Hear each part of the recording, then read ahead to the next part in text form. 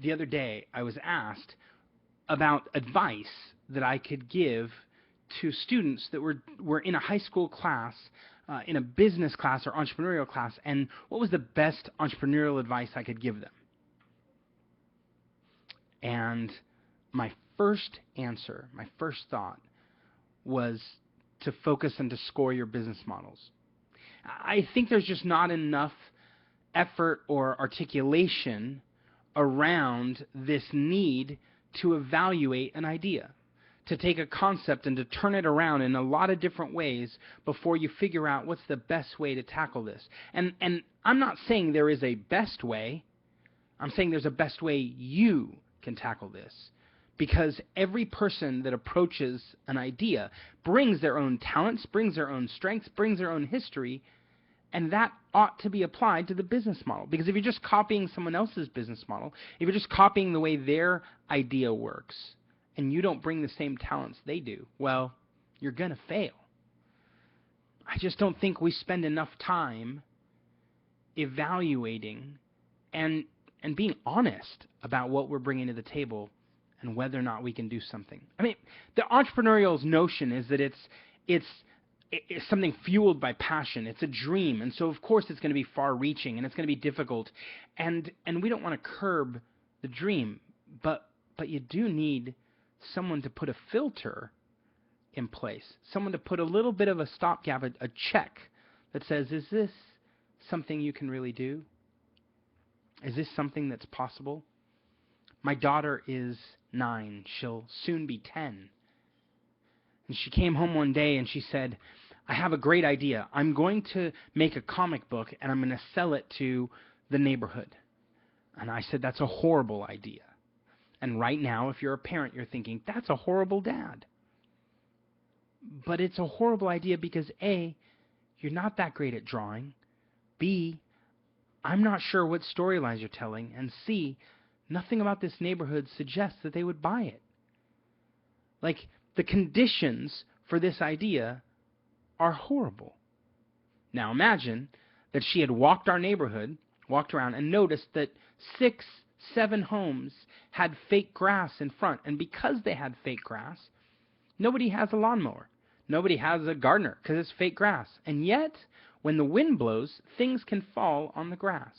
If she had walked in the house and said, Dad, I got a great idea. I'm going to offer the homes that have fake grass in front, I'm going to offer to pick up any of the little stuff that's on their grass once a week so that it still looks as good as it did the first day.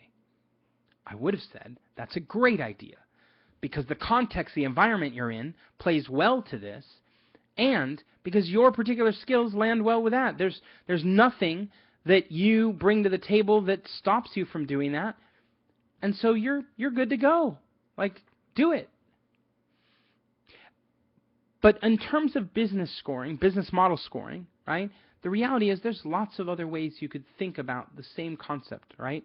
You think about the comic book and you say, no, I'm not going to write a comic book and sell it to my neighbors. I'm going to do a comic book of kids in my class and sell it to the school, or I'm going to do it for the school and sell it to kids in my class. You can start taking this idea, if comic book really is the thing you want to do, and start turning it around. Different audience, different payment model, different distribution model. And the more you turn it around, the more you can customize it to say, well, I don't have that, but I do have this. I'm not connected to these people, but I am connected to these people. And eventually you get to a model that works well for you. That's the best score. That's the best business model for you. So my first answer was score your model, right? Spend time diligently evaluating your concept until you align it well with what you bring to the table. But I have a second answer, and I didn't give it because we were in a tight timeline and there was a presentation that was about to start, and so I just didn't have time to dig into it. My second answer, if you were working with high schoolers, if you were just at the very beginning of your entrepreneurial journey, is to work with other people. Get someone else to help you. Do not be a solopreneur, right? Get a team together. Now, a lot of times people talk about a team from the perspective of, I'm just going to get more talent, lots of different particular skills. So I'll get a marketing guy, and I'll get a development guy, and I'll get a business guy, and together we'll form a team. I'm not suggesting that you get a team because you need more talent. I'm suggesting you need a team because you have blind spots. Now, if you're in high school and you're a freshman or sophomore, maybe you're not driving. But if you're a junior or senior, you know what a blind spot is, right? Because when you're driving, you're looking out, and you see exactly what's in front of you. You can see with your peripheral vision off to the sides. And when you look in the rearview mirror, you can see part of what's behind you. But there is a spot in a certain place that as it moves back behind you on the side, you can't see it at all. Other people can totally see it, but you can't. And it turns out we all have blind spots.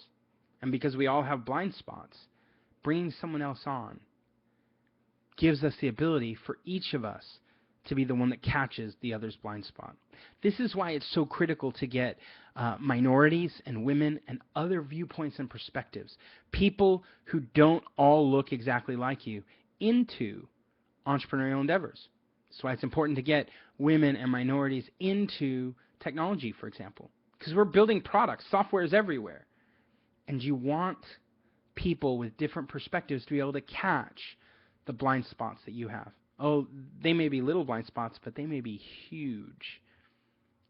I've worked with software products where the entire time we're building it, nobody ever asked the question, how are they going to import data in? And so we launch a product, a massive product, having spent tons of money, and never asked, because we just thought, oh, well, people will start entering data like using the product, not what if they're migrating from another product. And so we showed up, we launched the product, and lo and behold, first question we got was, how do we import data in?